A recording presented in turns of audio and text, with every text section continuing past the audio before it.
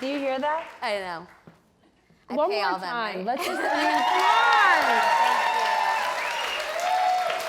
on. My name is Stephanie Ruhle. I am so honored to be here, number one, because I believe in this woman. I'm so thrilled for you. Every day I have to talk about news, a lot of news that I don't like, and this is an absolute honor. Well, thank you for being here.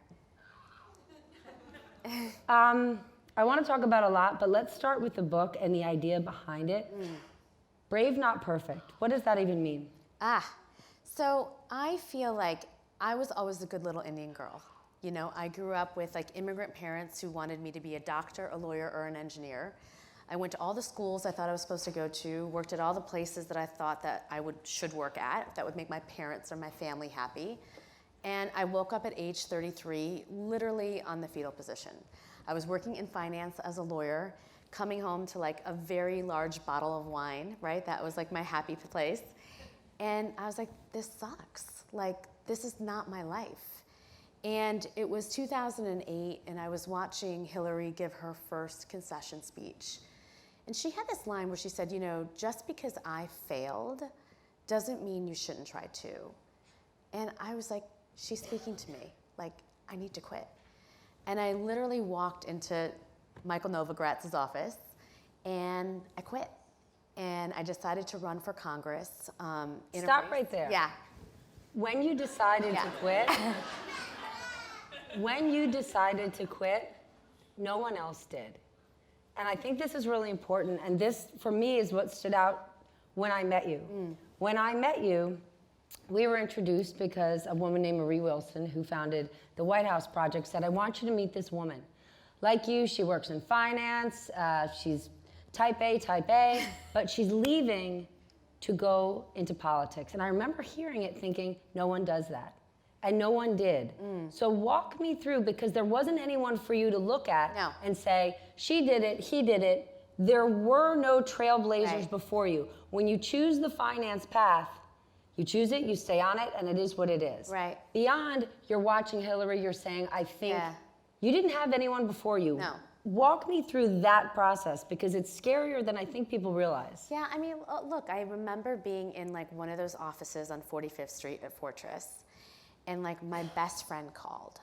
And I was at a moment in my life where I just had this deep amount of despair. I just thought I was stuck in this job that I could not get out of. But it was a dream job, But and people told you it was a dream job. And I got paid a lot of money. I could pay my student loans back. My father was like framing my paychecks. I mean, I was supposed to be happy. And I remember just crying to her, and she just said, my friend Deepa said, just quit. And I'm like, wait, I can do that? And then I made the next call, which was to my dad, and he said, just quit. So it became this thing that I had built in my head that was like impossible, and then people started giving me permission to do it. And then I started building this dream of like what it was gonna be like when I was an elected official and what my life was gonna be, and I got really excited. And then, I would take one political consultant meeting after the other, and you know, before, when we thought the seat was going to be open, it was a great idea, and now when it wasn't going to be, you're crazy, you'll lose, you'll never be able to walk in this town again. But I was way too hyped that I was going to be free from this job that I didn't like, right? From this feeling of like regret. And you know, I always say, like, so many of us feel this way, right? We have these dreams and things that we want to do, we talk ourselves out of them, and then we see other people doing the exact same thing that we were supposed to pursue. And we begrudge them. And we begrudge them. And we feel regret and envy. And I didn't want to be that person. So fast forward. So you walk out, you're running for office, you're full steam ahead. Where do you go from there? Best 10 months of my life. I remember, like, we didn't know. Why? Why was it the best 10 months of your life? Because it was like, it was liberating. I was doing the thing, I was just happy. I hadn't felt that way. I was like, oh, this is what it's like to wake up on Monday and not be upset because you had to go to a job you hated. And the other thing is that we were doing everything for the first time. So when I ran in 2010, I was like this tech candidate. I was using Square. No other candidate had done that. We were doing group text. Like my friends and I, many of whom are in this office, we built this really cool website. Indian aunties were just donating because they were so happy an Indian girl was running, right? And, I convinced John Legend to do a concert for me. I mean, I was just hustling. I was convincing every single person in this town that I could win. And Did you not have that hustle and that passion when you worked for a company? Absolutely. Something you didn't necessarily believe in, because when you were on your own, you were selling you. Right. And you were telling people, believe in me. Yeah. And that's different than when you're working for a corporation. No, I was just fitting into this box, right, with my theory suit, and my hair pulled back in a ponytail, and just spending a lot of time on Guilt Group because I hated my life, right? Total. And I didn't need any of those things when I was running for office. I was broke. I was free. I was walking into senior citizen centers. I was walking into places that and I was a brown girl whose name was Reshma, that people couldn't even pronounce it. I had no chance of winning, but I didn't think so. I thought that I was going to shake every hand and win. So then what happens when you don't? Oof. So it's because when you're running, everybody tells you they're voting for you. So I'd be out on the subway stop, on 96th Street, and they're like, I voted for you, I voted for you, I voted for you. And I'm like, oh my God, it's gonna be a landslide, right? Everybody here did. Everyone. Oh, yeah. Maybe not on 96th Street, Right, but right. 92nd Street. Everyone here. I thought I was gonna just crush it. And we were New York Times, top of the fold twice, CNBC, 10 hottest races. I raised $1.3 million. We're in my victory party in some fancy hotel that I can't even remember now. And all of my organizers have decorated the entire room in these pastel post-its of all these well wishes. And I'm sitting there, and we're 5 minutes into when the polls are closed. And that little ticker is just not moving past 19% of the vote. My dad's like, all right, I'm going to bed. I don't even have a concession speech in my bag. Get out. No. And there was this young woman, Rebecca, who had been my intern, and she's just staring at me. And I wanted to cry so bad, but I was knew that she would remember how I reacted in this moment for the rest of my life. And I'm like, I'm not gonna cry. I had to get on the phone and call Congressman Maloney, which was fun and hard. I had to go to a victory party where everybody in the room is crying, and I had to stand up and just give this speech. And I held it together. What did you say? Oh my God. I thanked people. I was bold enough to say I was gonna do it again, tomorrow. You might. And then I came home and I cried. For how long? A month. Yeah, it was pretty devastating. It was devastating because I knew I'd bucked the system, and they were right, and I knew that they were laughing at me, or I felt that way. I felt really humiliated and shameful. What, you felt silly? Is that what you mean? Yeah, I felt like I had tried to do something and then it didn't work. But here's the crazy thing. I felt humiliated for about a couple days, and then I started calling people, and they're like, oh, I didn't think you were gonna win.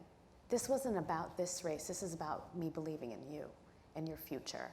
And then I was like, okay, I'm not dead. I can do this. And that bravery thing, that was kind of fun. I felt alive for 10 months of my life, for the first time that I have professionally in 20 years. But that right there is the birth of Brave, Not Perfect. That is the birth of Brave, Not Perfect. That's when I started living my life very differently. So then where do you go? So then I say, you know what, I'm not going back to the private sector. I'm gonna live with what I got financially, giving back my guilt registration or whatever. And I'm gonna, of all the things that I saw on the campaign trail, what's the thing that excited me? And I kept thinking about these girls that were not in these computer science classrooms. And I kept thinking about watching Dorsey do the first Twitter town hall, or Facebook was, all these companies were just starting to kind of blow up, right? And I kept thinking where are the women? Where are the girls? Got a job as the deputy public advocate. Bill de Blasio was the only person who would hire me in the political world, or who would touch me. And I... Why? Because you had run against establishment? Yeah.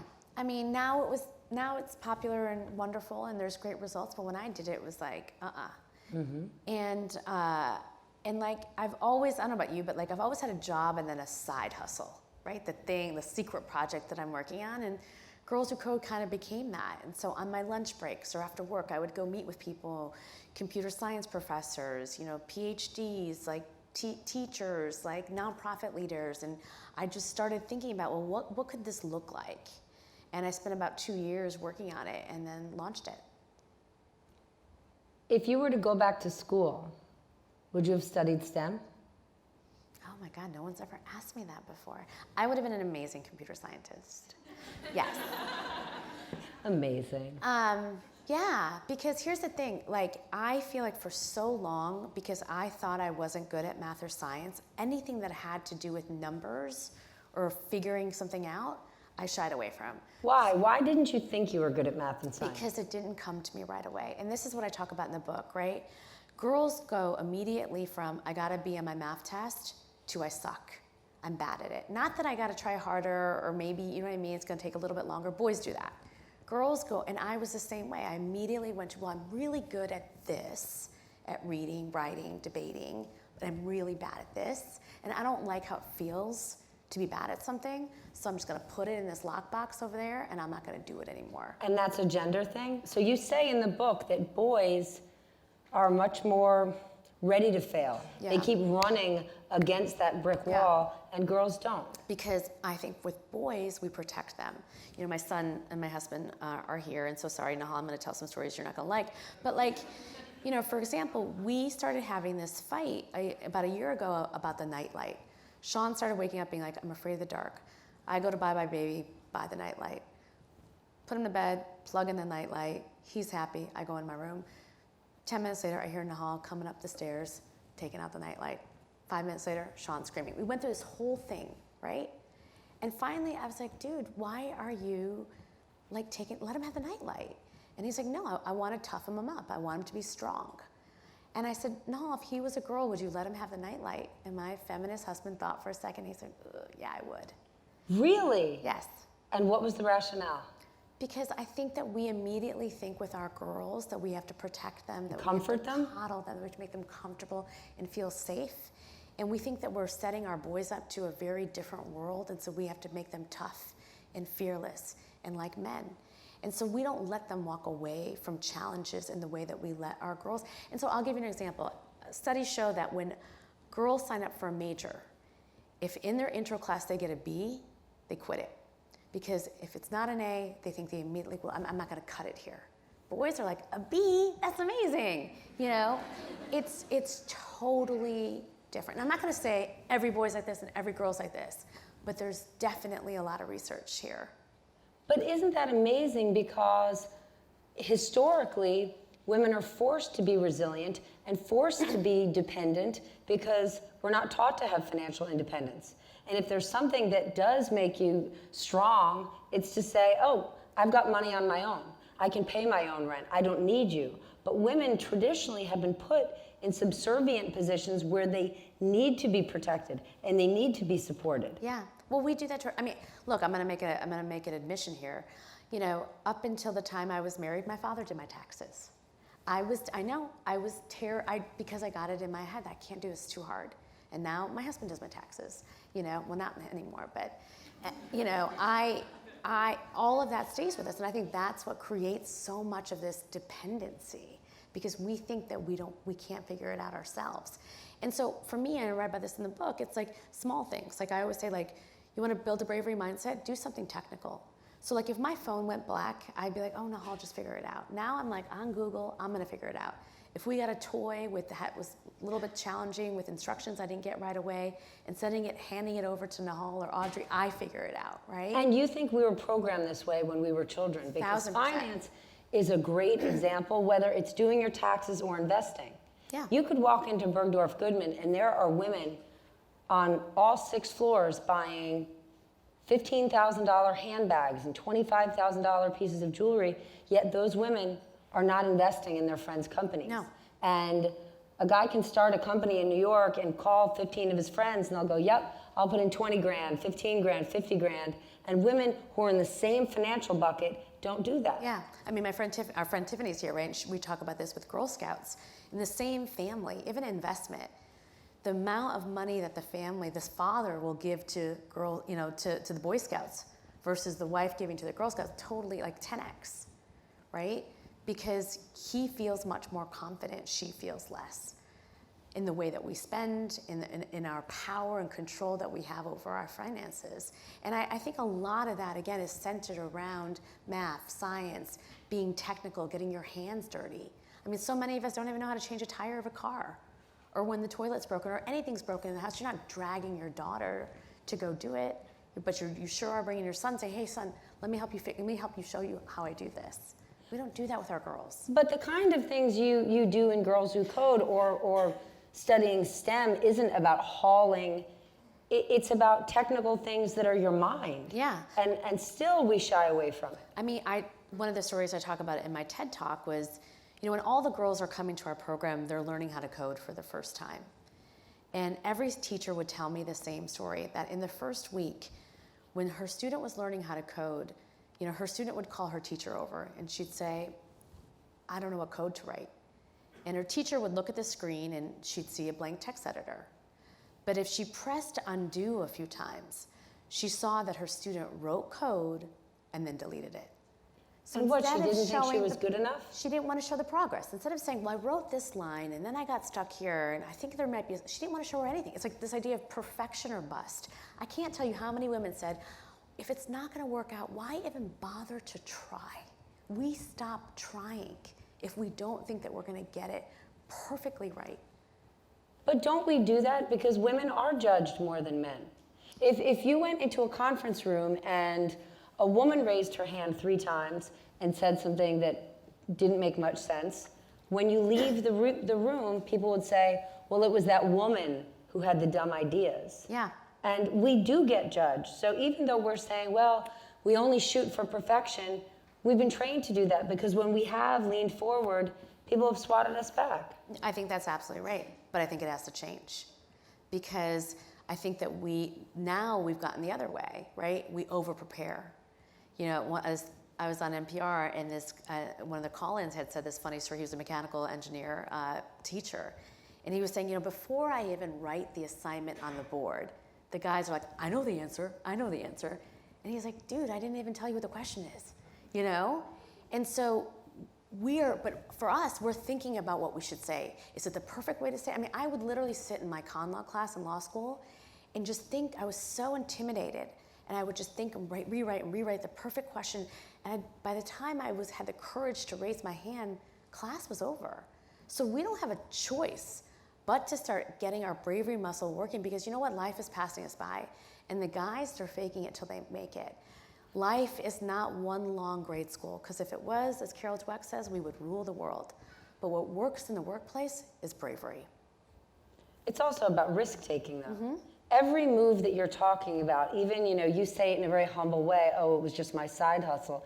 It was a huge risk. It was. And everything that you did, you were putting yourself out there. I did in code, and I started a movement to teach girls to code. That's crazy, right? I mean, that's like, at any moment, someone could ask me some, archaic question about algorithms, and I'd be like, huh? But I think because I had lost that race and I didn't die, I realized that, I can keep doing hard things. And, maybe my failure could leave me somewhere really powerful. And I've now started living my whole life like that, and it's true. That doesn't mean it always works out, though. But I live a life without regrets and envy. I don't sit and look at other people and be like, God, I want to do that. Sometimes I do, but I have very less of that than I had in my 30s when I wasn't living that way. Do you think running for office taught you that? Because that is sort of the most brutal display of people's worst instincts coming out and haters actually voicing the hate, right? In our private lives and our private sector lives, people just talk about you behind your back. Mm-hmm. But you had to experience all of the negativity to your face and live through it. So having lived through it, did that empower you to make your next move? I don't know if it has to be as so bold and big as running for office or filing a sexual harassment claim. We are seeing bravery on the biggest stage. I actually think that it's sometimes about getting out of that toxic relationship.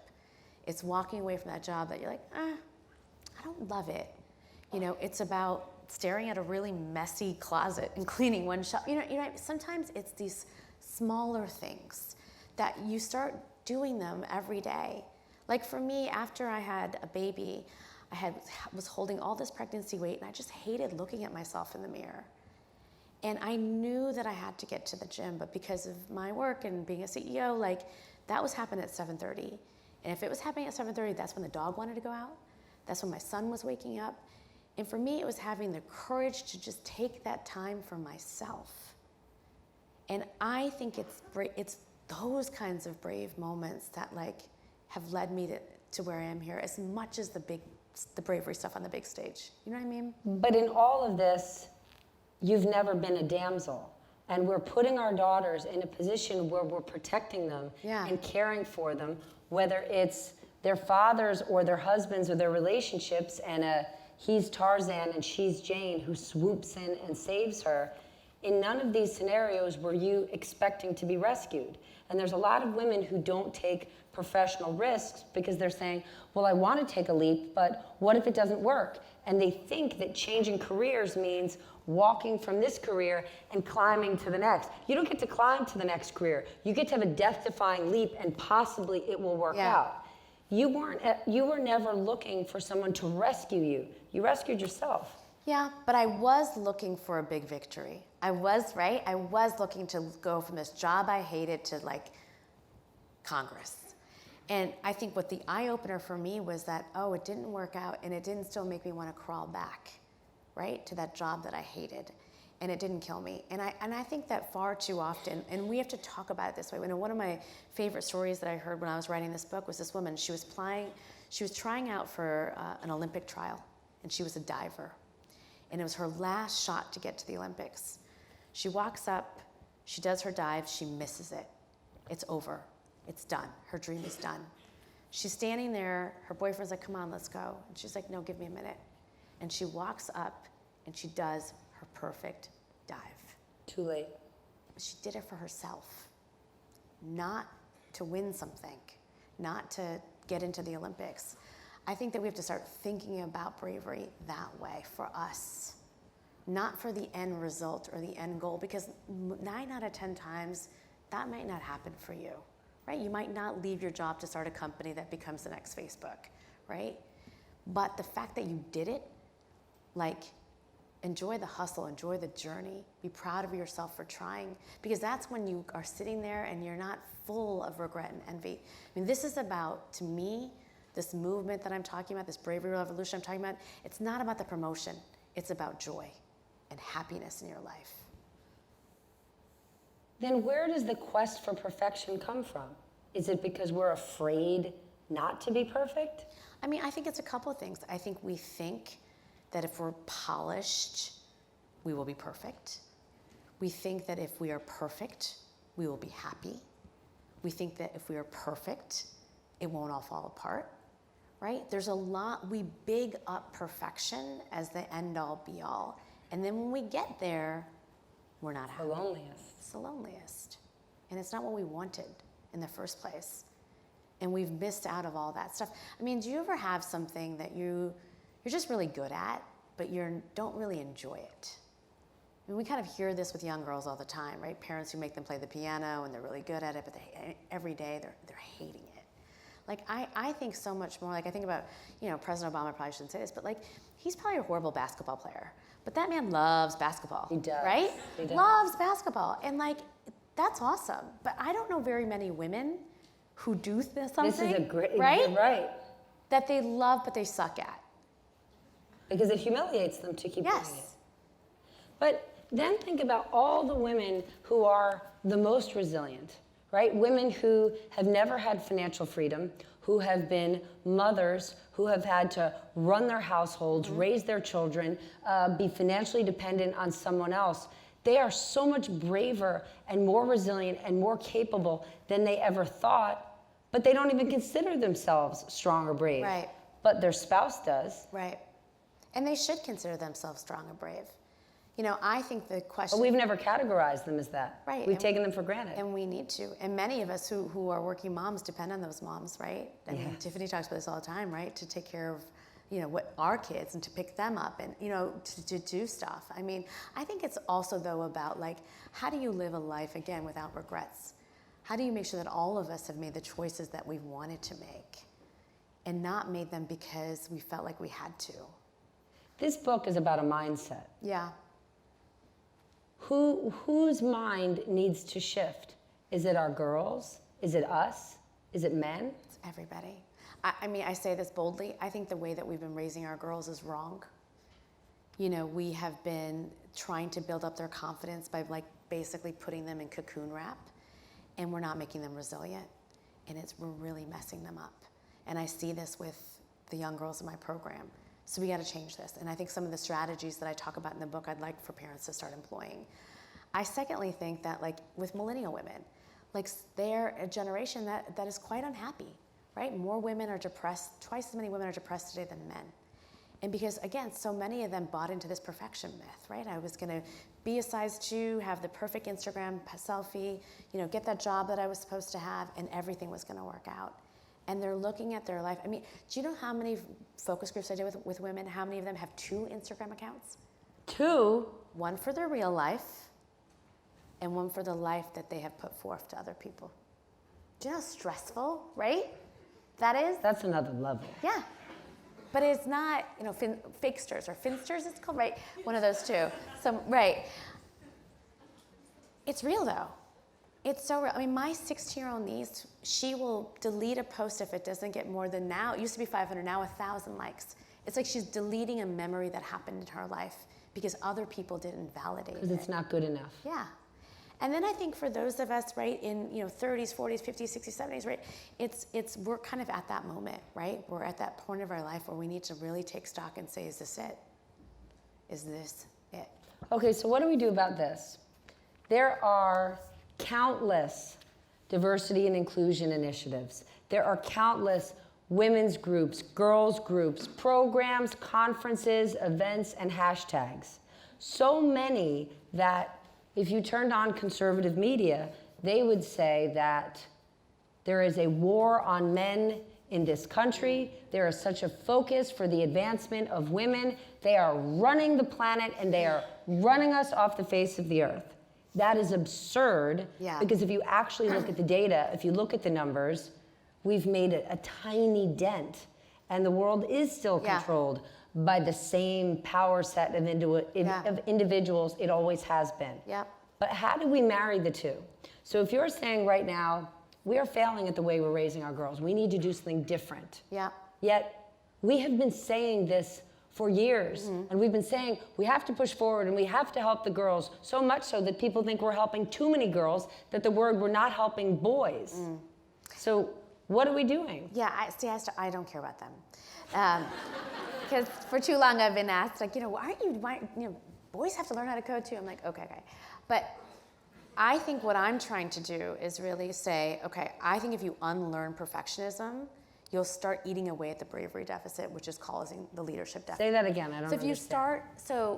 If you start unteaching perfectionism, I think that you start solving the leadership deficit. As in, unteach perfectionism, you don't need to be the best, you need to try your hardest. You don't need to be perfect to lead, right? So right now, 25% of women are in Congress, too low.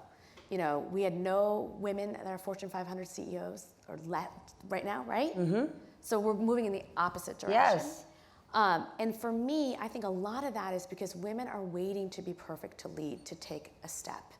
So I think that when you teach bravery, right, when you unlearn perfectionism, you will see more women rise. You're seeing this in politics right now, and arguably maybe a lot of people are motivated by Trump, but I think a lot of people are also motivated by seeing more women run, more women, quite frankly, lose, and more women saying, you know what, I'm not a city council person for 20 years, I may be a waitress, but I got something to say, and I'm gonna run, and I'm gonna win. And I think, again, more and more and more you shift those models. And I think it's fascinating that you have 4 women running for president right now. And each and every one of them, in many ways, has taken this issue on its own. Kamala Harris stood up and said, I am not perfect. Kirsten Gillibrand apologized for positions that she had, previously. You've seen women, because they know that we just ran a race with Hillary where people didn't want to talk about the role of gender and likability, right? They wanted to talk about it, well, it had nothing to do with that. It had everything to do with, we just didn't like her, right? Not because she was a woman, because of all these other things. But now we have to like literally hit gender perfectionism, our expectations for women head on, and really ask ourselves, what do we really think? So what you're saying is we need to change the way we think and say, I might not have the exact textbook qualifications, but I'm just going to go for it. Yep. Is society and business ready for that? Because now there's a push in Hollywood. There's the new 4% rule, and we're seeing it in business. Let's push to have women managers. Let's push to have women at the C-suite. And then when it doesn't work, they're like, well, see look, we tried that girl thing, and she was terrible at it. Yep. Yet nobody says that when you choose some dude who looks and sounds and smells exactly like the same guy you picked before. No, there's going to be pushback. That's why it's going to take one brave sister at a time. And it can't just be one of us, because then we look unusual and weird. And then they can like basically point us out and put us in our place. We need to do it at the same time, which is why I'm talking about creating a revolution entirely in the way that we behave. But you do it in a positive way. Yeah. You're not, you are a wholly joyful and positive person, and that description is not what we identify when we think, let's create a revolution, let's fight the system. We think of something far more adversarial than what you put forward. Well, listen, I feel like I've been doing this with Girls Who Code. I've been creating a secret sly revolution for 6 years now of massive infiltration. And it's happening. And they're gonna like it. And it's the same thing here, right? If we keep saying, well, we want to elevate women. We want women to lead. We want women to say, I want to promote a woman. I want to hire a female engineer. I mean, how many times have people come on your show and said that to you? Great. Well, now I'm gonna activate a bunch of women who are gonna raise their hand and say, I'm ready. And we're not gonna take ourselves out of the game, because that's what we're doing right now. We also take ourselves out of the professional game, though, honestly, because we don't have affordable childcare in the United States. Yeah. Right? I mean, when we talk about women in the workplace, you know, we run a victory lap because, oh, well, we're going to give an extra week maternity leave, and now we're going to give 2 weeks paternity leave, but we don't have a workforce in the United States that supports what it would look like to also be a parent. Yeah, no, we don't have affordable daycare. We don't get equal pay for equal work. We have so many structural problems that are against us, which is also why we need more women in leadership roles. I mean, you see what happens when you have more women in Congress. You see what happens when you have more women, who are CEOs, who are basically in a push for these equitable policies. So like those structures are going to change. But in the meantime, if we don't get to meaningful numbers, because we keep letting that voice in our head get so damn loud, that tells us that we aren't good enough and we aren't smart enough, and we keep quitting and walking away, we won't change anything. And so I think we need to have both things happen at once. So if someone said brave, not perfect, Reshma, what does it mean? Right. Brave, not perfect is about living a life so you get to do the things that you want to do. And so you can reach your fullest potential, and every one of your dreams gets realized. You know what my dream would be? If I could read something that was written this small. I'm 43 and that's not even a great option. But I'm gonna try.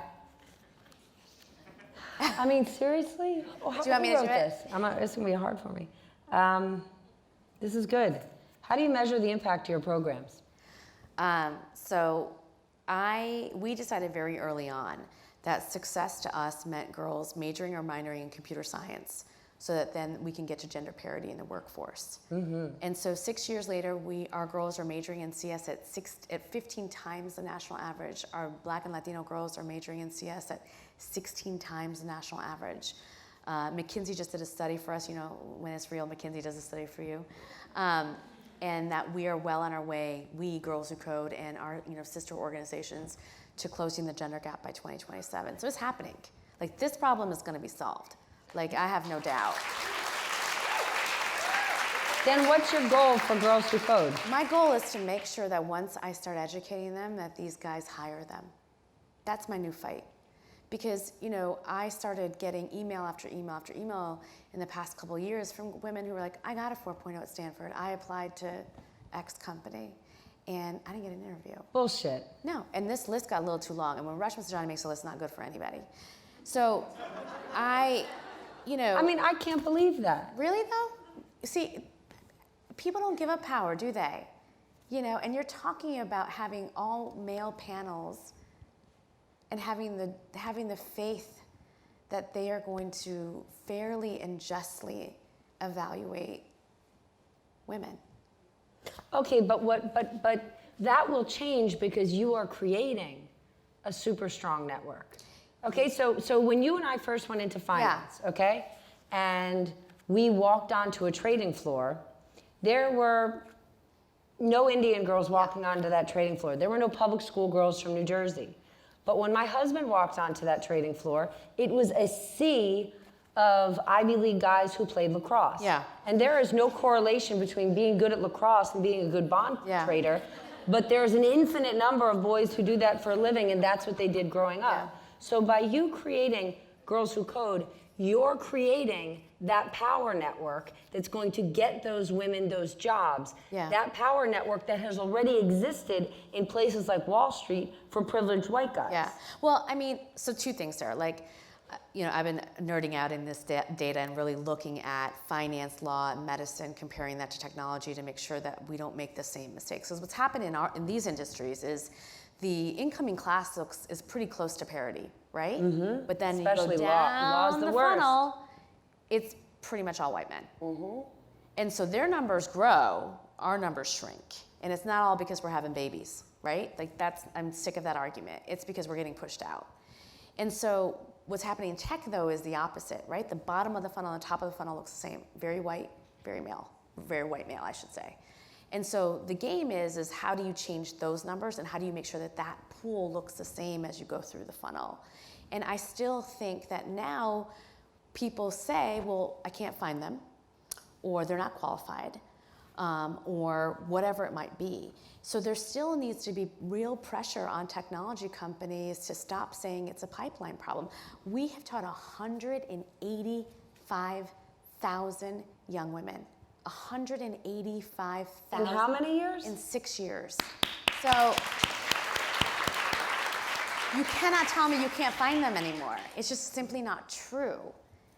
It's just not true. Yeah, it's not. Right, but they're still saying that. So like we need to get in real deep, and if I'm gonna give them the benefit of the doubt, start really like drilling down on what those numbers are looking like, and are they changing their hiring practices, and is it equitable, and is it fair? You can't, you know, you can't just assume that it's all going to work itself out. I still think that there needs to be pressure. Girls Who Code is your job right now, but it's not your life's work. Reshma Saujani is your life's work. So what's your dream? Oh, we're getting deep here now, right? I didn't come here for laughs. You know, I think my dream is to like make the biggest impact that I can in my life and to give back. You know, my family came here as refugees, and like, I love this country. Like, I love this country, and I want to give back. It sounds like you're running for office again. Oh gosh, okay. Maybe. Yeah, probably I will one day. One day soon. Maybe. I mean, I can't keep screaming at the TV my whole life, right? I hear that. But look, automation, this stuff is happening fast. And like, I don't want to see all this work that we've done, like, be in vain. I am blessed to have an amazing team at Girls Who Code that is just so much smarter than me and that does so much amazing work. They're a different kind of smart than you. Okay, they're a different kind, but they're real smart. And like, and we're in a good place. Like, I feel good about where we're gonna go. We have to continue to put our gas on the foot pedal. But like, you know, we were talking about this earlier, right? You know, my family came here with nothing, and I'm like sitting on the stage with you. And too many families today, like, they don't have that shot. Something's wrong. Even in the way that we're not lifting people up right now. The fact that we have any disagreement about whether it's wrong to rip babies from their mothers at the border, Like the fact that that is even a conversation, that's not the America that I know. And it's a conversation because there's so many people in America who feel like they're not having their basic needs covered and no one cares about them. So we can sit on a stage and obviously say it is unthinkable what's happening at the border. And there are people in this country who are saying it is thinkable because I need to take care of myself and you people in power aren't thinking about me. Yeah. But I think that we're all getting screwed. You know, when I think about even our programs, like, you know, Girls Who Code is like in the heart of like rural America. We teach everybody to code. And that when I look at some of these young girls' fathers' eyes, you know, who are, you know, driving an oil rig and whose jobs are being automated, like he just wants his daughter to have a chance. And the look in his eyes is the same as the father's eyes in Compton or in Newark or in Crown Heights. And so we all want the same things. Those people aren't hateful, they're hopeless. No, but we have President Trump who really divides us. And I think that we need to be brought together. And I see it happening, again, in my organization where we have people, half of my girls' families voted for Trump, for sure. And but there's so much commonality. We are unified in our desire to make sure that their children have a chance. And that is what we need in this country. We need someone who can bring us together, not rip us apart. Well, someone in our audience wants to know who you think that will be. Oh my God. I'm not in love yet. I wish I'm a president. I know who I don't love. I felt pretty hard in the past couple of presidential cycles. I mean, I did. She's been in love before. I've been in love and I've had my heart broken. And so I want to see people's real positions. And I don't want someone to get in the gutter with Trump. I want someone who's going to elevate our country and elevate the conversation. And I don't know who that is right now. Do you have a thought on who you think should be the first female president? Oh my God. No, I don't. What did not winning the election teach you most? That you don't know where failure can lead you. You know, I was so certain about what my path was. And, you know, I may not have gotten to Washington, but I sure as hell made sure that like generations of girls are going to build like the products of today and tomorrow and that are going to make the world a lot better of a place.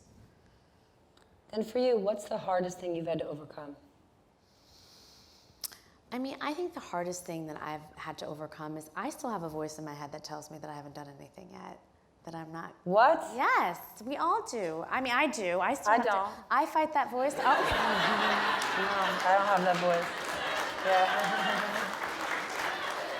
Oh, you're funny. I don't, yeah. I mean, you've done a lot.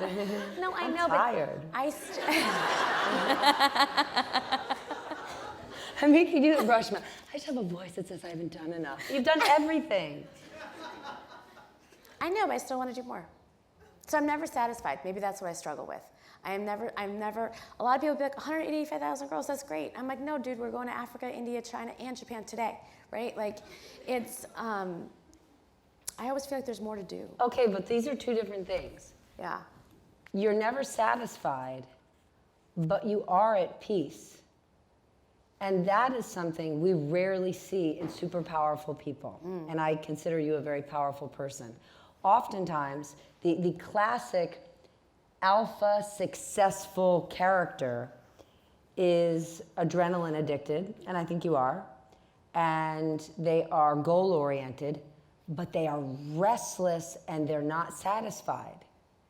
I consider you a person who is restless and you want to do a lot, but you are satisfied and you are peaceful. I mean, I am 1,000% satisfied with the work that I'm doing, and I'm so grateful that I am not that girl sitting on 45th Street and in Fortress in a windowless room, you know, trying to figure out how to get the hell out. Like, I got out. And I knew that when I did, I would find the thing that I was meant to do. And so I am at peace. And I am grateful for that. And maybe that's why, and I realized how many mistakes I made in getting here, which is also why I wrote this book. Like, I can't handle, like, inauthenticity anymore, right? Like, just tell me the truth. You know, tell me what you've been through. Like, I talk about this in my book, like, in our culture, like, you don't do that. Like, you don't tell your business to everybody. You know, I tell all my business, you know, here. Because I think you want people to learn from your heartache or your pain or your challenges. And like, that's what I want to do. If the goal is to be completely authentic and be supportive of our community and you talk in the book about the importance of women and women supporting one another and the sisterhood, but are we a little naive when we talk about the sisterhood and omit the fact that not all women are telling the truth, not all women support women, they don't.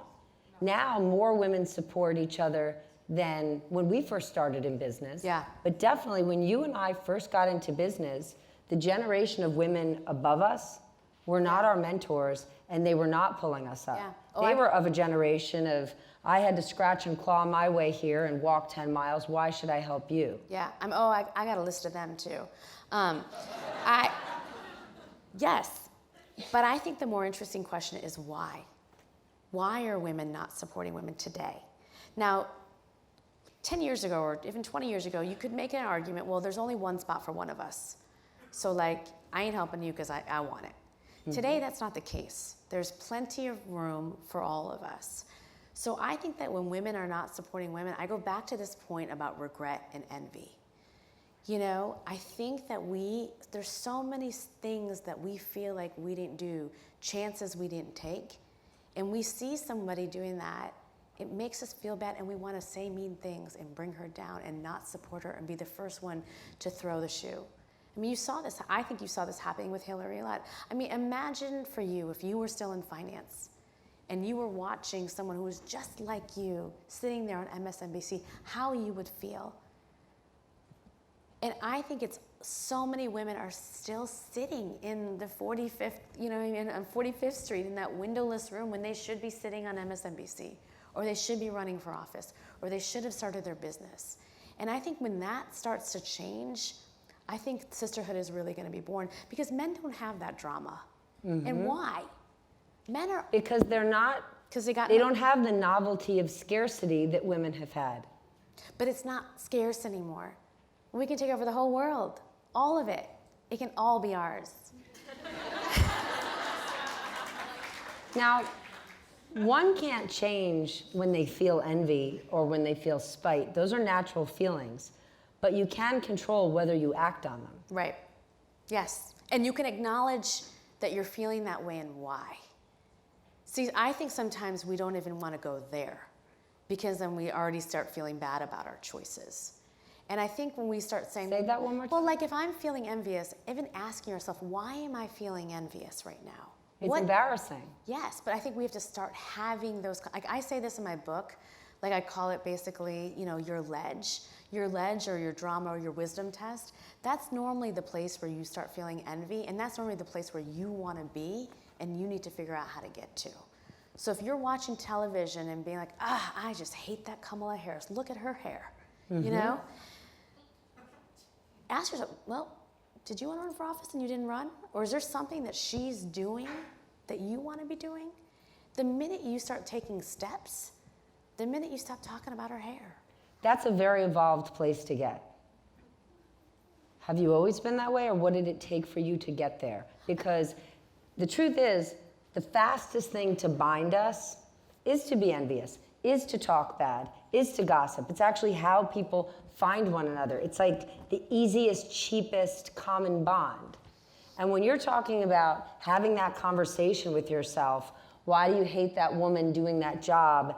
Is it that I wish I was her? Like, that takes a lot of self-reflection to get there. Yeah, but I don't think it's impossible. Like, I don't think I've read any more self-help books than somebody else. I think that, I think we can all get there if we start asking ourselves those questions. But I just think that's the truth. And I think if we're really honest about building a sisterhood and wanting to see a world where we're lifting each other up and supporting each other, we have to do that. We have to basically, kick that envy in the gut. Do you see that sisterhood more today than you did 2 years ago, 5 years ago, 10 years ago? I certainly do. And I think you do in pockets, right? I think it was really wonderful, in many ways, watching the Me Too movement and seeing how contagious courage was for women. and how when one woman told her story, then another one told her story, and then another one told her story. I think it's amazing to see where we are with women in politics today. I wish we were like that in 2016 because we'd have Hillary as president right now. You think so? I do. I'm listening. Elaborate on that. I think that a lot of people didn't come out in the way that they could have or should have. I knocked on a lot of doors. I went to a lot of college campuses. I was everywhere. And I just didn't see as many people as we needed to. And everybody had their reason. I'm not excited about her. This, that. And I think that so much of the Women's March was about women feeling like really guilty. Guilty that they didn't come out for her. Yes. Yes. Do you think that the women's movement is inclusive? And the reason I ask is because I think it's amazing and it's empowering. And then we look at a Trump rally and we say to ourselves, why are those women standing with him? Think about all the things that he said. And then I think about the Equal Rights Amendment. And it wasn't ratified, not because men blocked it, but because Southern conservative Christian women blocked it. When we think about the sisterhood and empowering women, do you think we're actually including all women, or are we including women who think and look and act like us? I mean, I think for me, it's more about the fact that, I think we forget that a lot of white women get unearned privilege from being white, and they don't want to give that up. And that's what this is really about. And so I think that it's less about where we are in this or that issue, but it's like there's a benefit from that. And I think if you look at, I told you I was nerding out on the data, even if you look at the percentage of analysts, right? It's like 40% white men, 30% white women, and then 5% men of color and 6% women of color, right? Women of color, people of color are the bottom of the opportunity pool. And so we can't assume that white women are all of a sudden going to give up that privilege that they have not earned. They're afraid. Yeah. But we don't have honest conversations about that. One of the things that hasn't happened, I think, in, both post the presidential election and even post the midterms is, why do white women keep voting for the Republicans? Why do they keep voting for Donald Trump? And why do black women, we're almost at 100%, they're saving our country, 100% of them all the time will get in line and do what's right, even if they don't like someone. What is that about? What do you think? And you think it's about they have an unearned white privilege that they don't want to give up? Yes, and I don't think we talk about it enough. Do you think it's fair that now there is this idea out there that I think is a false narrative, that men think, well, Me Too means they could all come after me. Yeah, and I'm not hiring any of them because, oh my God. Yeah, it's ridiculous. Because by the way, I was unaware that there were so many of them mentoring us to begin with, but now they're suddenly saying that they're going to stop doing that. What do we do with that? And there's a lot of women who support that want due process. Yes. Yes. So again, what is that about? I just think that we cannot forget that we all of us are in a system where we're meant to protect white male power. And we all play a role, right, in protecting that system, depending upon how close we are to receiving the benefits of that system. I really... God, she's so smart. I really, look, one of the things when I started Girls Who Code, I decided that I was going to make sure that in my classrooms were not segregated, that half of the seats went to kids that are under the poverty line, and half of the seats went to Black and Latino students.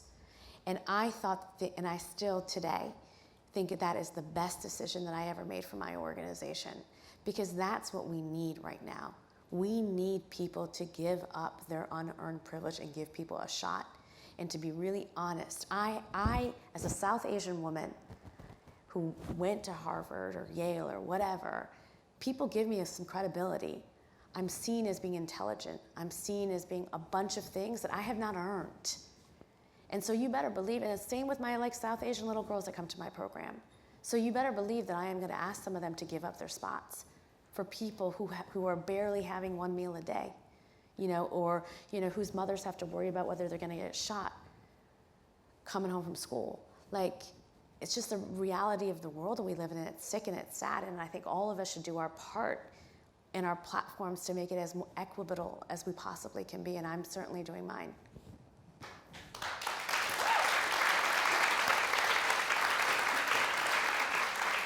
This is a call to action, this book, for people to be brave. For people to be brave and give up their seat, for people to be brave and lunge out there and take a seat that they don't think they deserve. Yeah, and you know, some of the things I talk about, it's, you know, one of the things is practice imperfection. And one of the things I want people to do is like send an email with a typo in it. Like, I know that sounds Trust me, crazy. we're doing that. Right, we're doing it. I mean, you get my emails and they're all typos. But for a lot of women, when I say that, it's like this, what? You want me to send an email with a typo in it? Have they seen one of the president's tweets? I know. It doesn't matter, right? He could do it. I mean, like, for real. But we reread and reread and reread and rewrite emails all the time when we could spend time doing something else. You know, second thing is we talk about do something you suck at. Like, I can't swim. I hate cold water. But, like, I make Nahal and I go surfing. You know, every opportunity that I get, and I never get on the surfboard. There's like a 5-year-old doing a handstand like on the side of me. You know what I mean? It's embarrassing. It's humiliating. But I do it because it feels good to do something that I don't do well and still love. And And before we go, yeah, if it was a daughter yeah, and she wanted the nightlight, what would you do? I wouldn't give her the nightlight. Wow, but you gave it to your son. Mm-hmm. This woman's incredible. Thank you so much. Thank you. Thank you. Thank you.